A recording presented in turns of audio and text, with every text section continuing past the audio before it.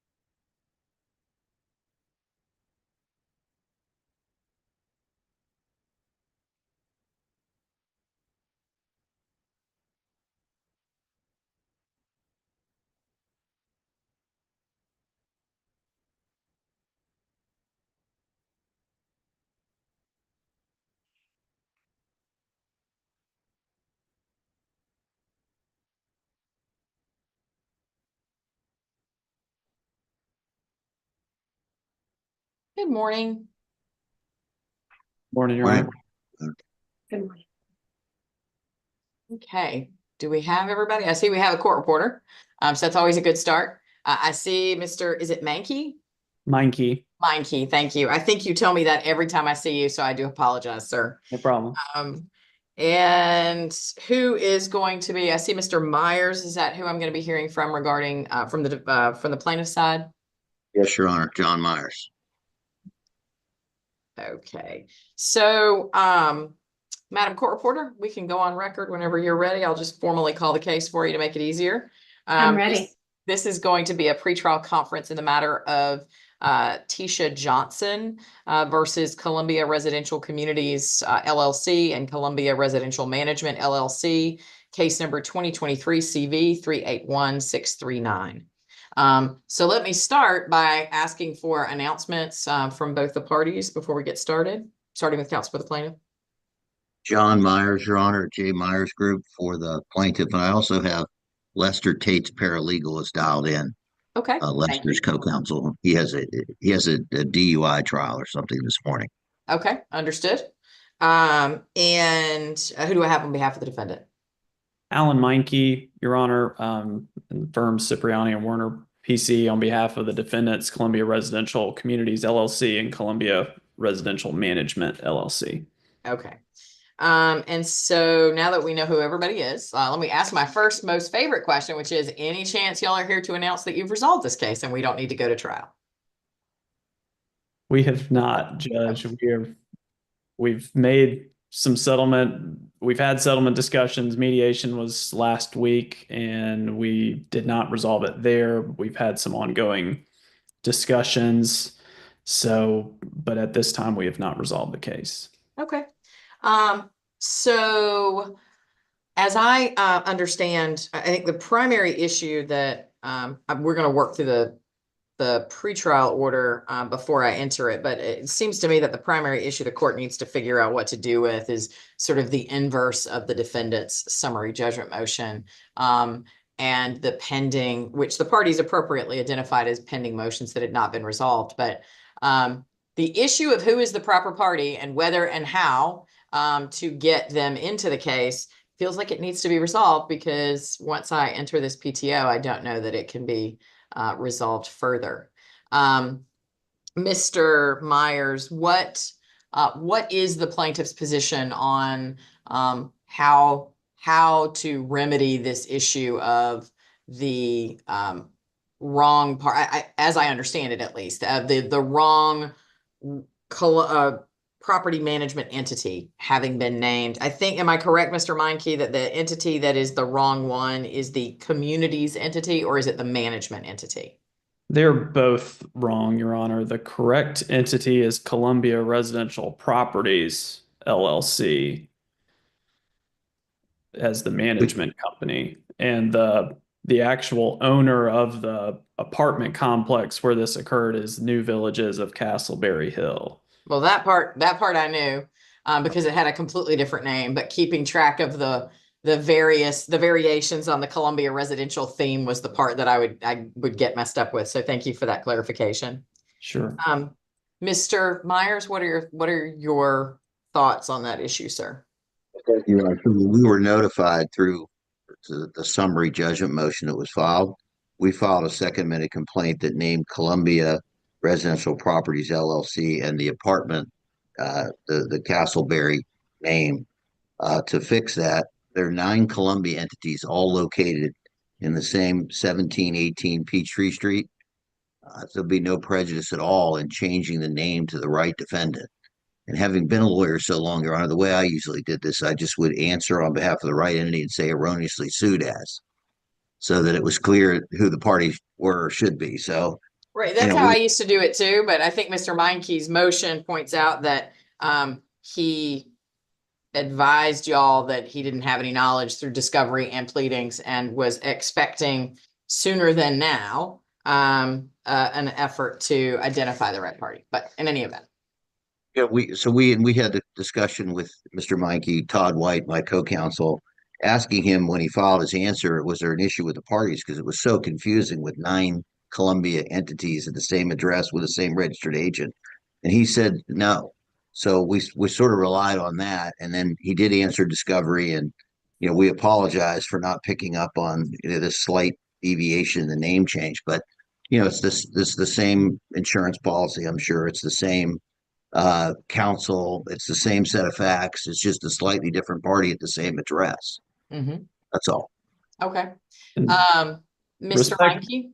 Yeah, respectfully, I disagree with that. I have no recollection of that conversation, and obviously it was plainly put in our answer and in our discovery, because we produced the management agreement, and we answered the complaint on October 23rd of last year and produced discovery responses on April 15th of this year. So I understand.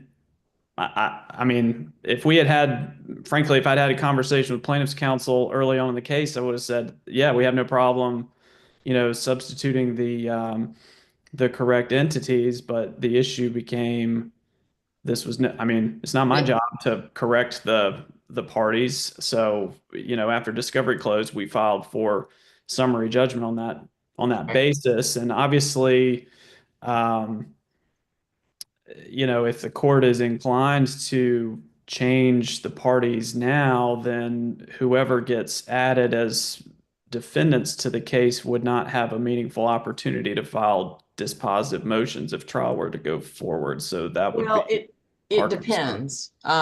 Because, and that's really what I want to sort through, because you may very well be right, Mr. Meinke, that your clients that were entitled to that are not the proper parties because they had no direct connection to the ownership or management of this property are entitled to be to a judgment in their favor. But there is a pending motion to add a party who is appropriate, and both of those things can be true at the same time. I'm not sure, however, Mr. Meinke, that I agree with you that if the new party is in fact another related Columbia residential property, that party would somehow be entitled to, another round of discovery, and that sort of thing.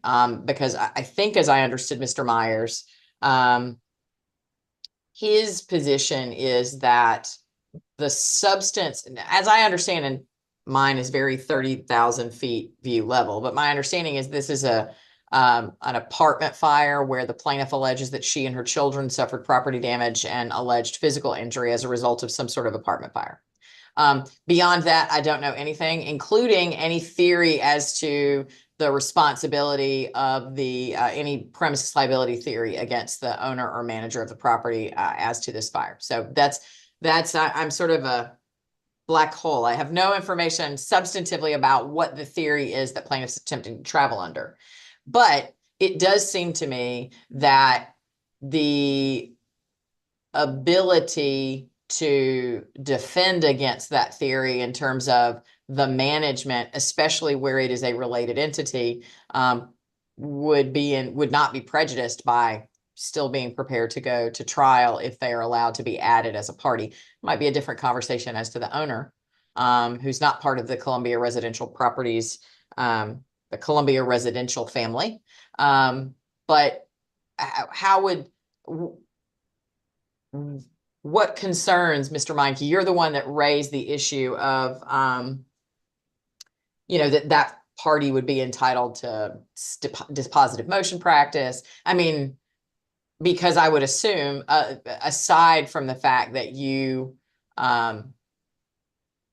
took the position in your summary judgment motion that those two Columbia residential entities are not proper parties, that you have that information has been developed through the course of discovery that they're regarding other dispositive motions that might at this late stage end up in a DV as opposed to a summary judgment motion. What are your thoughts, sir? Yes, Your Honor. I mean, part of the issue would be, I don't know that there would be a full summary judgment motion be filed on behalf of the correct entities, but we have this motion to amend the complaint that was filed on May 28th that added the claim for physical injury and, smoke inhalation related and attempted to add or requested to add the plaintiff's children as, parties. So if those additional plaintiffs are added and claims are considered, then I think there would be an issue as far as an opportunity to make dispositive motions as to them. And, additionally, I think that there would at least be a motion for partial summary judgment as to the punitive damages claim, which we obviously didn't brief at all in the motion for summary judgment. And I would, and let me just be clear. Once we figure out which parties are which and what we're doing, it is fully my intention to let's figure out which horse we're all going to ride and what claims are actually going to get litigated in front of the jury. And we'll go from there. So right now, our focus is simply on figuring out who the proper parties are and whether those requests to add parties have been brought properly and are due to be granted, and whether that and how and whether that relates to your summary judgment, Mr. Meinke. Mr. Myers? Yeah, I'm surprised, Mario.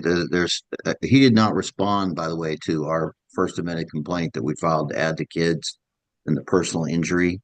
That was filed back in May. So I don't think he can oppose it now, but if he wants to and the court allows him to, I think those are important claims. He's known about them. They're briefed in the pretrial order. He claims there was no physical impact. We claim there was through smoke inhalation. Our client actually fell running in the rain away from the fire, in the sort of horror of the moment. So there's that issue. But I think, we just have the semantics of a name change.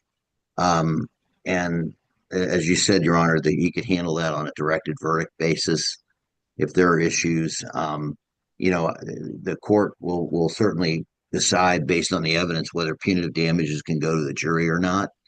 Um, so we're all in favor of moving forward with the right defendant that we can define now and adding and allowing the First Amendment complaint to take care of adding the parties and the physical impact claim. Okay. How old are the children that are sought to be added as parties? They range, Your Honor, in age from, I think, a toddler. The fire happened 18 months ago, so I want to say maybe 2 years approximately through age 15. And there are 6 of them. Okay. And has the extent of that, help me understand the nature.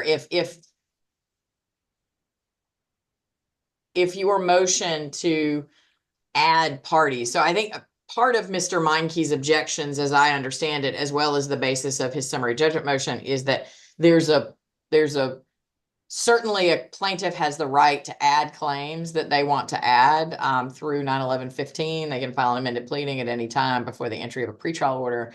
But when you're adding parties, whether they be plaintiffs or defendants, it's typically done through 9/11/21 and it requires leave of court. I assume that's why you filed a motion to amend the complaint, although it wasn't clearly, a couple of things happened. One, it was not clearly identified as something that would that would involve adding parties. And then the issue, and I think, as I understand that May filing, it was related to these additional claims and adding the children as claimants. Is that correct? That's right. Okay. The First Amendment complaint did that. And the Second Amendment complaint, which we did move for leave. Right. That was in corrects the September. party. Right. Yeah, in September, right. Okay. So, Mr. Meinke, what happens? What discovery did the defendants not have an opportunity to obtain? I'm assuming at this stage that Ms. Johnson has been deposed, and that it has been established that there either is or is not, are not medical records regarding the alleged smoke inhalation, et cetera, as to the physical injury that's alleged as to the children. Is that right, Mr. Meinke? That's correct, Judge. The plaintiff, Ms. Johnson, was deposed, but there have been no medical records that were produced. Right, and that's actually my question, is to confirm. I understood that type of injury might or might not occasion medical records. My point is, were you able, through the process of deposition, to discover medical records or medical treatment associated with this alleged physical impact, or to establish for purposes of going to trial that there was not medical treatment associated with that alleged physical impact? I was able to make that determination so far as I am aware, but frankly, the issue is that only one of the children went and sought medical attention, and it was done, and she was the one who went back into the apartment after it was cleared from the fire, who then had the smoke inhalation, right, issues. So, we didn't actually obtain the medical records for that child in particular. And I can't remember the timing. Discovery closed. I believe discovery closed on July. In July. I think that was supposed to close in June, and then there was a request to extend the discovery deadline. Right. Yeah. And so, and then there was another request to extend the discovery deadline that I denied.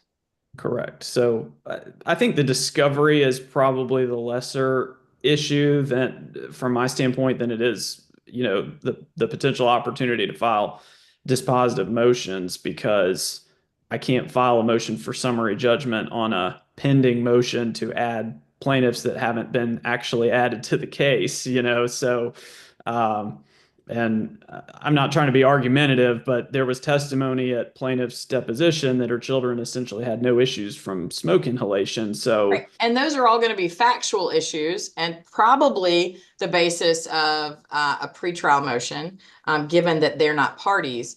What I'm trying to avoid, though, is that this case was filed in June of 2023. It's been set for pretrial conference, I think, 3 times. And this is a case that just needs to go to trial.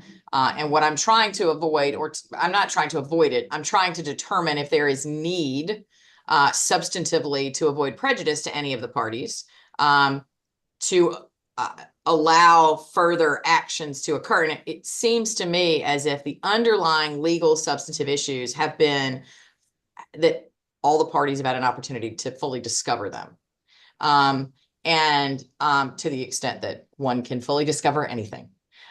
So the reason I'm asking is this: what my preference would be based on what has been filed is, as I said, I think 2 things can be true at one time. I think the plaintiff is probably entitled to amend their complaint to assert the claims on behalf of the children, and the additional physical impact type claims that would be May the 28th filing. I don't know if y'all can see the docket numbers, but we have docket numbers in there now. And I'm just going to say for the record, for my benefit later, it's docket number 23 is the motion that the plaintiff filed.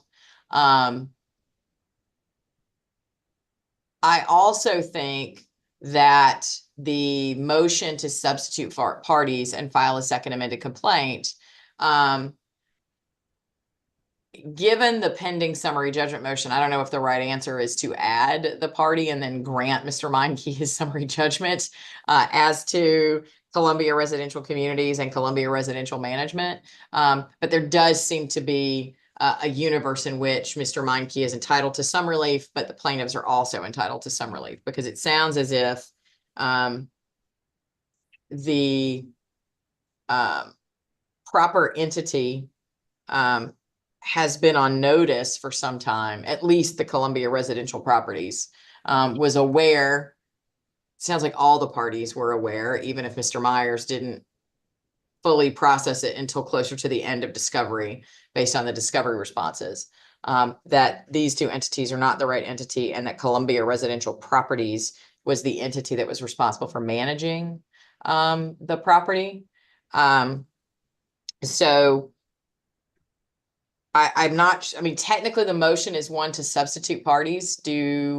If I'm inclined to allow Mr. Myers to bring in Columbia Residential Properties, Mr. Meinke, do you have a preference procedurally? Do you believe it matters to you the manner in which the court does it? Because I ask only because procedurally, if I grant his motion to substitute, then that would moot your summary judgment motion. Whereas if I characterize it as a motion to add a party or parties, then you would still be entitled to your summary judgment motion. I don't know that that makes a difference one way or the other, but I thought I'd ask you if you think it does. Frankly, I don't know that it does, but obviously my preference would be to, have an order that says the summary judgment was granted as to those 2 entities. Because my position is that they're separate and distinct. So I think that's effectively what I would lean towards. Okay, Mr. Myers. First thing, can you give me, can you prepare and send over in Word format a draft order granting your motion to amend your complaint that was filed back in May? Yes, Your Honor. To add the children or the children's claims.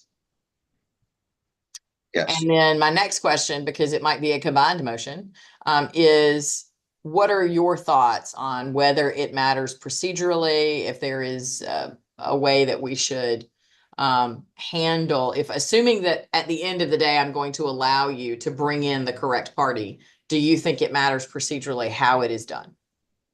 I don't think it does, Your Honor. Mr. Meinke seemed to prefer dismissing the 2 entities on a motion such as he filed and substituting the right entity. We'd be fine with that. Okay.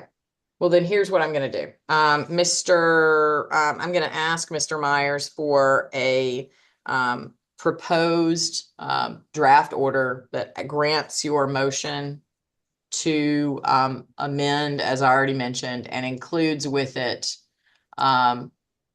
granting, I think it's docket 37, which is your motion to file a second amended complaint that adds parties. And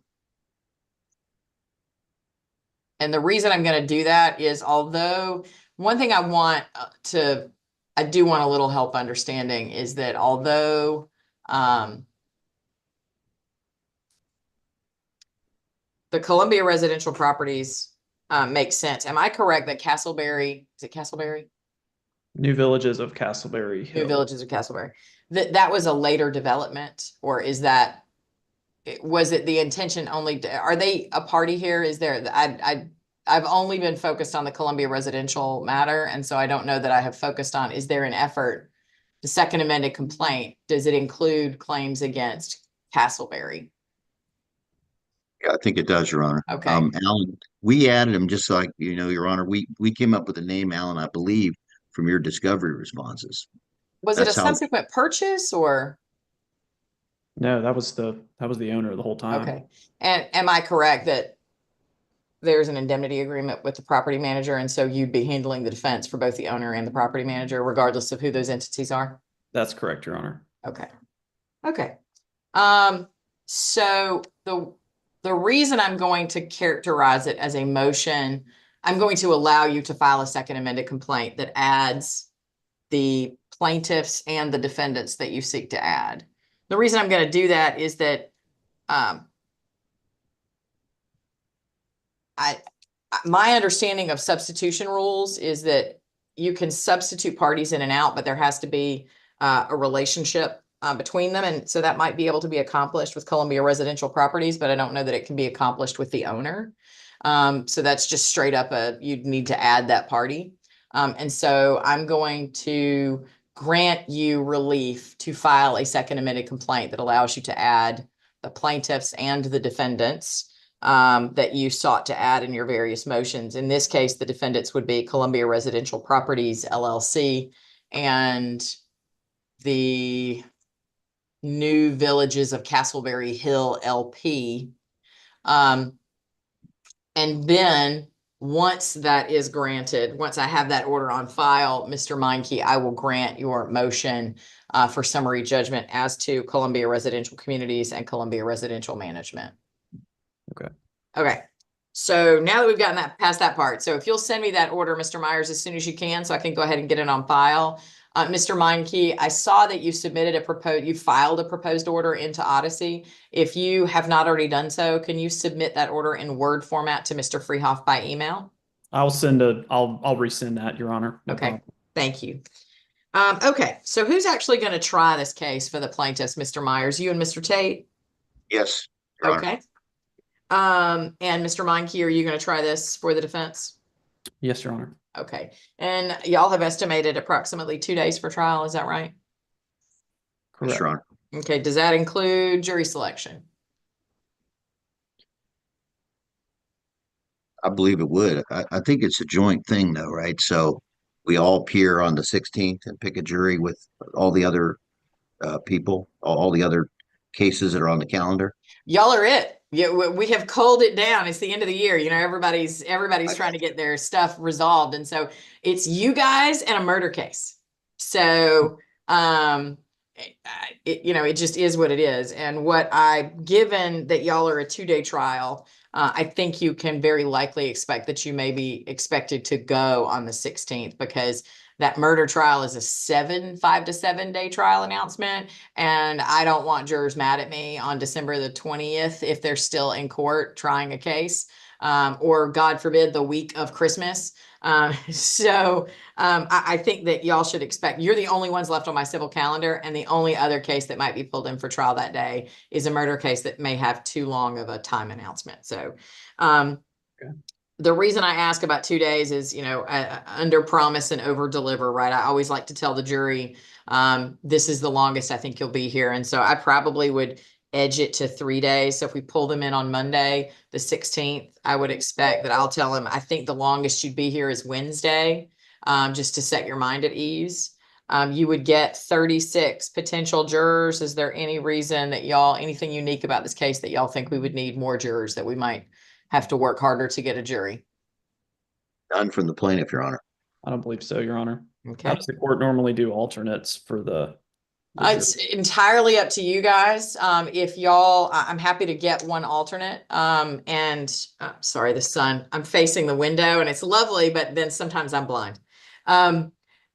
If y'all want to agree to have an alternate, then we can do that. If y'all want to agree in advance that we'll only pick 12 jurors, and if we lose one, y'all will still go forward with an 11-person jury, we can do that as well.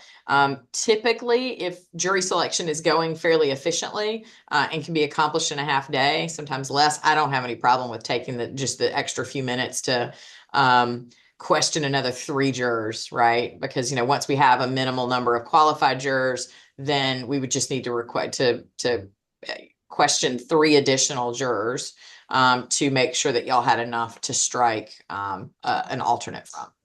Do you think that 1 alternate will be enough, or perhaps if you lost that one, that an agreement to go forward with less than 12, Mr. Myers? I think, Your Honor, we can go with 1 alternate. Mr. We Meinke? just have- I agree. 1 alternate is fine. Okay, and then we've dealt with the motions, the substantive motions. I know I did receive motions in limine. So there was also some issue that I saw in the pretrial order about that Miss Jackson's name is not Tisha. Is that an issue that we need to require if Mr. Myers is going to, the fact that you pointed it out, Mr. Meinke, is it such that you want me to order them if they're going to amend their complaint, that they amend it in her proper legal name, or does it matter? Right. I mean, I suppose it doesn't matter, but obviously if they've asked to correct her name, they probably should file it. I thought we did, Alan, Okay. in the second minute complaint, Yeah, or I the think first minute complaint. I think we did change her name to Tisha from Tisha, which is obviously a shortened version of her real name. Of course, and that's probably what she goes by. Yeah. But so, and it's WALTISHA is what I understand, correct? That's right, Your Honor. Okay, and so that will be corrected as part of your new amended filing? Yes. Okay. And then let's see, we have.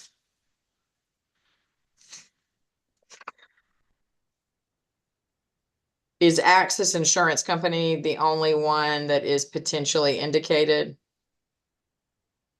yes. Okay. Just so y'all know, I mean, I'm sure you probably know that, but we pre-qualify jurors potentially as to like your basic ones, Progressive, State Farm, for car cases, but we don't pre-qualify as to insurance companies for these types of cases because there's just too many and nobody knows about them. So y'all will have to do that. Okay. Let's see.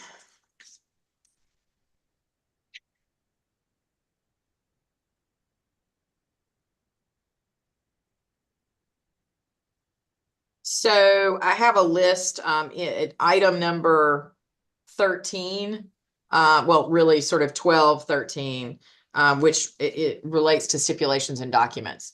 So I have your list. Thank you. That is sufficient to satisfy my request on the PTO. I do ask, however, in terms of stipulations and exhibits, most of my practice was in federal court. And so, we had to have a table and it had a list of every document and it was pre-labeled. You should expect to have those by the time we go to trial. Ideally, if they could be numbered in agreement, as exhibits, because what I'm trying to pare down is, it seems to me that in cases like this, the vast majority of documents, everybody agrees on the documents, everybody agrees that they would be admissible, and that there's usually 2 or 3 or 4 documents that might be something that we really need to have a substantive conversation about. If you know what those are, we can have a conversation now, to the point of the motions in limine that were filed. If you don't know what those are, what I sometimes will do is on the Friday before trial, so that what I'm trying to avoid is you show up for trial, you're ready to pick a jury, and then you spend 3 hours doing motions in limine and arguing about documents. And I don't want to do that. I want to pick a jury first thing in the morning. So what I will often do is on the Friday before a Monday trial or just a few days before, as I will have a Zoom call with y'all to go over those last bits of documentary disputes to see if we have and if you don't have an agreed exhibit list, that's fine. Just give me each of them. But to be clear, they do need to actually be numbered exhibits at that point, pre-labeled, as in, the list of, let's see, 12 items that the that the plaintiff has listed, for example. No, item number 12 is medical records, right? So obviously, if there are medical records, I don't expect, usually it's not that they get labeled as one thing, they get labeled as, multiple provider documents, and those would be separate exhibits. So if you can please work to break those down into the documents you're actually going to offer and have them pre-labeled. As to stipulations, if y'all can agree on what documents are actually going to come in, please let me know that there's a stipulation as to the admissibility of all these documents, but not as to certain documents. Do you expect anybody will be testifying by deposition? No, Your Honor, from the plaintiff. Mr. Meinke? Not as far as I'm aware at this time. Okay.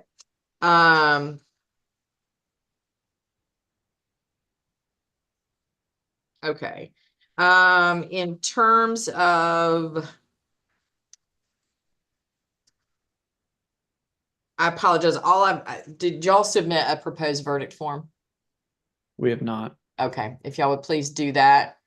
And I think I am going to have y'all come back. Let me look at my calendar.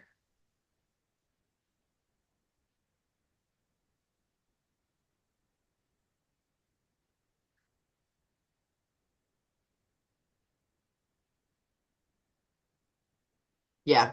Unless I am in trial going out on Monday, and even if I am, I should still have time for you guys, but I think it would be helpful, because maybe it gives y'all the motivation to not work over the weekend if y'all can settle a case by that Friday. But I think I am going to have Mr. Freehoff issue a notice to have y'all return at 9 a.m. By Zoom on December the 13th. And that will be our last opportunity to sort of substantively go through all of the documents, make sure we have agreement. It may be a very short meeting. Make sure we have an agreement on all these issues, and that I've had a chance to look at the proposed verdict form if the parties are in agreement, or if not, that I've got both versions so we can have a conversation about it. Jury charges, I would like to have them by that Friday. The only reason I ask for them that soon is two things. Number one, and to be clear, to save you guys some trouble, if it's a pattern charge, just send me the number. You don't have to actually write it out or have anybody else do that. Just send me the number of the pattern charge that you want. I believe that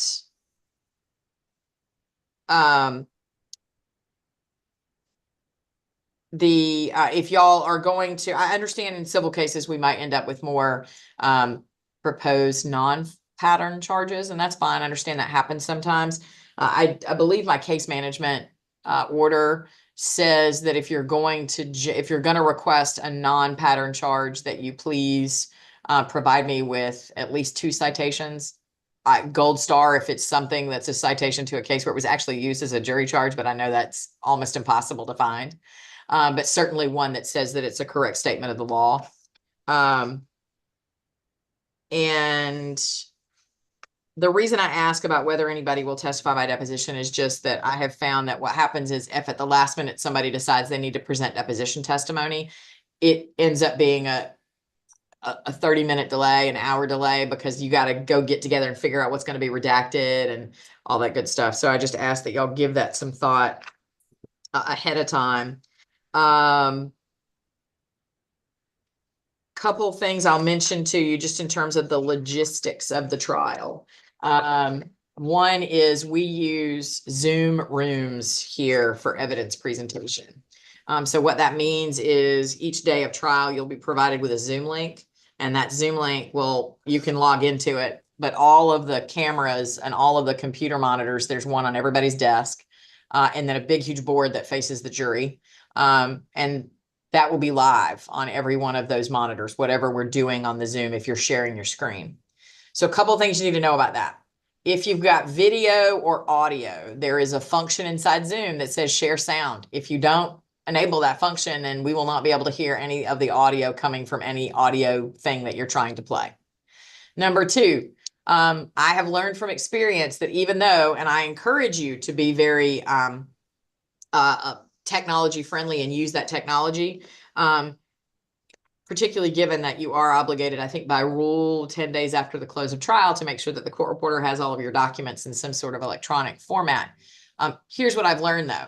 You probably still need paper documents unless y'all are all agreeing to stipulate, because the one place that it is a little clunky is it's very difficult if a document is, if you need to lay a foundation with a witness, it's very difficult to show that witness an electronic document only on their screen and only on my screen and not on all the other screens in the courtroom. And so if y'all agree that they're coming in, then that saves us time. And you can just say, I'm showing you a document that's already been admitted. It's exhibit whatever.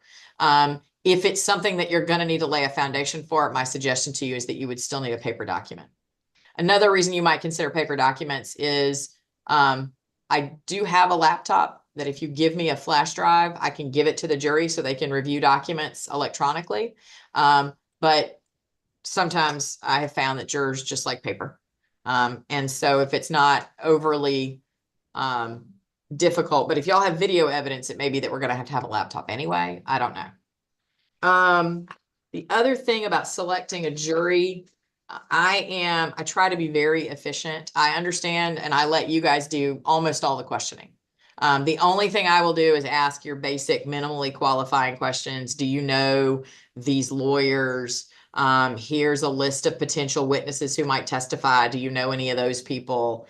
I'll ask them if they know me. I'll ask them if they have any physical or mental condition that might make jury service difficult for them. I'll ask them if they have any burden, like, you know, hey, I've got a doctor's appointment tomorrow, that sort of thing.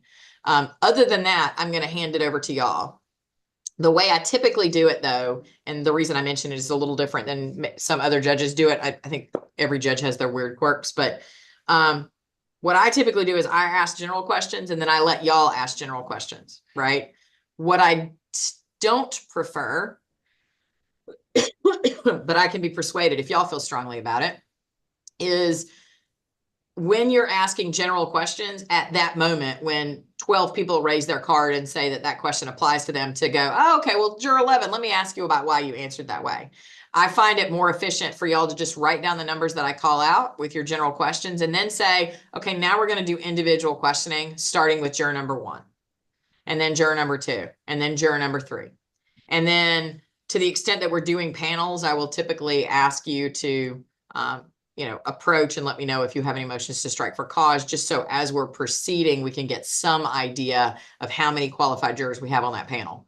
Now, I do really try hard to let the lawyers try their cases, especially in picking their jury. I know it's your first chance to ingratiate yourselves with the potential jurors, but I do try to be efficient, and I will repeat multiple times that you're not entitled to the perfect jury. You are entitled to a minimally legally qualified jury from which you get to strike. So just remember that. And then my only real request is, and this is just for the jurors, listen to the jurors' answers, because you would be very surprised the number of times I watch jurors roll their eyes because they've been asked the same question 3 times because nobody was listening when they offered up a piece of information that answered the next question they got asked. I had one juror say she was asked, I think for the 3rd time, if she had any children, and she was like, well, not in the last 10 minutes. So just keep in mind that that's just good practice. And I'm sure y'all both are fine lawyers who've done this a million times, and that y'all would do that anyway. But I find it bears repeating for the benefit of the jurors. So with all of that, I will say one more thing and then find out if there's anything else y'all need from me that we want to try and accomplish today. I am going to wait for Mr. Myers' proposed order. I'm going to wait for Mr. Meinke's proposed order. I'm going to get all those in file in a way in the system so that it makes sense that I'm adding these parties and then dismissing these parties. Once that's done, if you can send me a, actually, I think I already have it in Word. What I will do is change the caption, and you should make sure that your proposed order, Mr. Myers, includes a change of caption. I will change the caption on the Word version of the PTO that you have sent to me, and I will finalize it and enter it. Now, today Sounds good. is Thursday. My goal is to get that entered by tomorrow, to get all those orders entered, including the PTO, no later than tomorrow, if y'all can get me over what y'all need to get me. Okay. Anything Thank- else, questions, et cetera, that y'all have for me? Well, a couple practical things, Your Honor. I mean, once the correct parties are added, I need to have the ability to file an answer, on their behalf prior to entry of the pretrial. So, I can get that together fairly quickly, I think, but I would rather have an answer that, is on behalf of the correct parties and not be trying to travel under that prior to trial. Fair enough. Although I believe I can exclude that in the PTO, but if you would rather me wait, I will. But given that I don't believe the amended complaint is going to be particularly, I mean, you've already seen it, right? So as you said, you can put it together pretty quickly. If you want me to hold off, I will until Monday, if you can do that, which I know is asking a lot. Or I can reserve it in the PTO. Either way, to give you more time if you think you need more time to do it. I mean, I think I can get it done by Monday if you Okay. don't mind Well, then holding. I will hold off until Monday. I'll go ahead and get the other orders in place, but I'll hold off until Monday on the answer. And then the other issue, Your Honor, which was addressed in my motions in limine, but maybe not as, specific, is the plaintiffs have identified on their witness list a person named Derek Olinder who was not identified in discovery. There's also another person who is not named specifically, it just says neighbor of plaintiff. So, I don't have, I mean, I have problems with new witnesses being identified that I didn't have an opportunity to, depose or do anything with in discovery. So I think we need to address, that before we conclude today. Yeah, I don't disagree with you. I mean, generally speaking, the rule is if someone says this was not identified in discovery, then what I'm looking for is show me where you asked for it. I'm certain, Mr. Meinke, that you sent some sort of request that said identify anybody with knowledge, but that you could point me to such a question if I asked. Mr. Myers, what are your thoughts regarding Mr. Meinke's position that those individuals were not identified? Well, they were identified in the depositions, the deposition of the plaintiff, I believe. I think Derek might work for the fire department. I'm trying to find out now. So his name is on the fire report. But Alan, do you have any recollection one way or the other? I mean, Erica Bell and Amir Bonner, who you've got as 9 and 10, were the people who signed off on the, the fire report. I'll look and see if My co-counsel Todd White just said that he's a third name on the fire report. That's who Derek is. Okay. So let me say this. First of all, I assume and hope that we're not going to bore the jury with 3 people all saying the same thing. But if there's a reason to have them called separately, then we will deal with that when we get to it. But generally speaking, if their name is on a report that's been produced to everybody and that the defendant had the opportunity to question if they chose, then that's fine. But that sounds like a different issue than perhaps one of the neighbors, I think was Mr. Meinke's concern. Who was that again, Mr. Meinke? there's not even a specific name. It just says neighbor of plaintiff, name will be provided. Okay. I think we have her name now, full name, and I just got it. So I can provide that to you, Alan. She's identified in the deposition, I believe, as Kat or Catherine. And she was involved somewhat in the fire because I think they were friends. And so when the fire occurred, our client went to her place and she was having similar electrical issues. And there were some events leading up to the fire that suggested the electrical boxes or conduit, if you will, was not properly installed or not properly working. So I think that's really what she would testify to. It's sort of the aftermath of the fire witness, as well as, same building, same unit, same construction, issues like that. But I have her name. I just And And I her have name not is? been, I've not been provided a name up until now. I mean, a first name and a deposition is not the same thing, and I certainly don't think she'd be qualified to give an opinion about the electrical fire. So It's just her circumstances, that's all. I Okay. agree, she can't testify that. Well, let me back up. What's her name? Um, I have her phone number and I left her a voicemail, Your Honor. Okay. I think I have her name though. I just have to, it would take me a minute to find it. Well, I don't need the name, but Mr. Meinke certainly does. I don't, Mr. Meinke, I'm gonna put a pin in that issue related to that witness. It sounds as if the circumstances that have been characterized to me about the nature of how this neighbor was identified are correct, then I would probably be inclined to agree with you that the nature and scope of her testimony would likely be problematic, given that she was not meaningfully identified to you. But I don't have the full circumstances on that issue. And I also don't know the extent to which I think it's a little open, the nature and scope of how Mr. Myers expects that she would testify or what testimony she would offer. And so for now, I will say that I am skeptical of Mr. Myers' intention to call her as a witness, particularly given that we don't have a name and that perhaps the extent of her identification was as a first name in a deposition, which I'm assuming was probably the last meaningful discovery that the parties did was the deposition of the plaintiff. Is that right, Mr. Meinke? Correct, Your Honor. Okay. And so I do have her name, Your Honor. I didn't mean to interrupt. Her name I'm is sorry, Mary. what did you say? I do have her name. Okay, I what just is had it? to look. It's Mary Ivory, Ivory. Okay. And I believe her middle name is Catherine and she goes by Cat.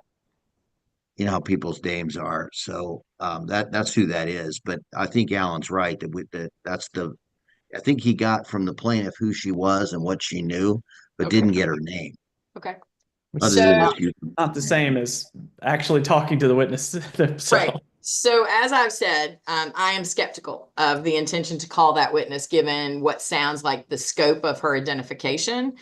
However, the answer to I didn't get told about that person is always, do you have a chance to get to talk to that person?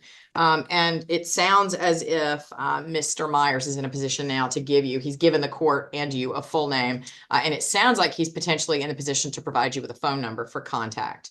And that's where we're going to leave it for now until that conference on the 13th.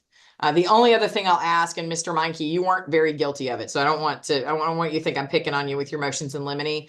But I do like to go through the motions in limine, and I do like to actually, where I can and have time, enter an order that says I'm granting or denying these motions in limine because the Court of Appeals has expressed a preference for those, number one. Number two, I think it helps both parties know what's on and off limits, right? And three, the other thing you should know about however that order is to be entered is that my general rule is if it's sauce for the goose is sauce for the gander, right? So unless it is hyper specific, for example, Mr. Meinke says you can't call this person as a witness because they weren't identified. That might be something that is hyper specific, but generally when I grant motions in limine, they are the parties may not do X because that would not be proper. And the reason I say you weren't very guilty of it in your motions, but what I do ask is please don't file motions that say, hey, judge, follow the law and the rules, right? We're going to do that. Only let's talk about the motions in limine that are specific evidentiary issues associated with your case that we need to make sure we're all in agreement on whether they should or should not come in. So you'll have a clear record on those issues. Anything else, Mr. Myers or Mr. Meinke? I'm not to think of, Your Honor. Go ahead, Alan. Sorry. Just a couple of minor things, Judge. At the risk of not mentioning it and then it coming up later, I did file a leave of absence that includes Friday, the week of trial. So Friday, the 13th, or Friday, the 20th or 21st? the 20th. Okay. The 20th. So Okay. in candor to the court, we bought tickets to the North Pole train ride in Chattanooga. So Oh, that's so fun. I would rather not tell my wife and boys that daddy can't make it to that. So No. I'm a yeah. big believer in leaves, especially at the holidays. My kids are in college now, but I remember when they were that little and trying to make that work. I have no problem honoring a leave, but I also suspect that if you guys are efficient and prepared, that we will get through this trial easily by Wednesday. Even worst case scenario, I'm thinking if jury selection goes slowly, that maybe the jury gets the case with instruction on Thursday morning, but it feels like you would not be, your leave would not be in any danger. But I will say that if something goes bananas, I still don't have a problem sending the jury home and telling them, hey, come back and we'll deal with it then if we have to. But I don't think that'll be necessary. The Murphy's And- Law is if I don't say anything, it No. won't be an issue. And if I do, I agree. And also you should know a couple things. If y'all are, I try to take as few breaks as possible so we can keep moving, because jurors hate it when there's so much downtime. I will typically only take a 45-minute break for lunch because again, jurors hate it when then you can get through a whole day. I think I got through 10 witnesses yesterday in a murder case. So openings and 10 witnesses. So we're going to go pretty hard from 9:30 to 5:30 every day. And often I will ask you guys to be present earlier than that so that if there's any preliminary matters, if we need to go ahead and start having a pretrial, like voir dire, nope, still not the right word, jury charge conference, those sorts of things that we can be doing those while we're waiting. So I feel like if y'all are announcing 2 days, I feel like 3 days we're safe. So, okay. But also, I'm not one to stand on a whole lot of fanciness. And so, if y'all want to bring in a granola bar because I'm making you sit at the table, if you need to take a restroom break, just let me know. It's fine with me. Fairly informal. So, Okay. Anything else, Mr. Meinke? I don't believe so. Mr. Myers? I don't believe so, Your Honor. Thank you. Okay, excellent. Well, I will look forward to seeing all of you. Mr. Freehoff will send out a notice today. 9 a.m. on the 13th, which is next Friday. And hopefully y'all will say, oh, yep, we've solved all the issues and we've totally resolved the case. But if not, what you can expect and what I'll hope to be doing at that point is going through discussing the verdict form, going through motions in limine, talking about documents that you may have agreed on or still need to get agreement on. And then the only other thing I'll mention that I forgot to is the reason I ask you for those jury charges as soon as I can is I actually put them in a PowerPoint document. And that way the jury can read it off a screen while I'm reading it to them. And I do provide the jury with a copy of the jury charges. And so what I will do as soon as you give me those jury charges is I will combine them into a document.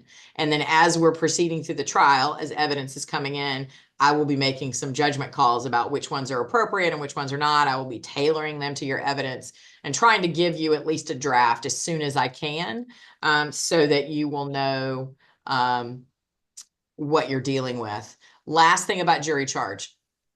Recently, on civil cases, I've had lawyers ask me, or I've seen it done, I've done it, to charge the jury before closing.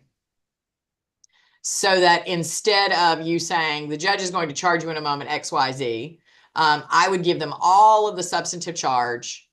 And then y'all could say the judge just charged you X. And then when y'all are done with your closing argument, the last thing I would say is, I now instruct you to go in the jury room and, deliberate. We don't have to do it that way. We can certainly do it the traditional way, which is y'all do your closing arguments and then I will charge the jury. But it is something that some people like, and I've been asked to do and have done both as a lawyer and as a judge. So just thought I'd throw it out there and y'all can think about what you think about that and let me know one way or the other. Okay. Okay. Sounds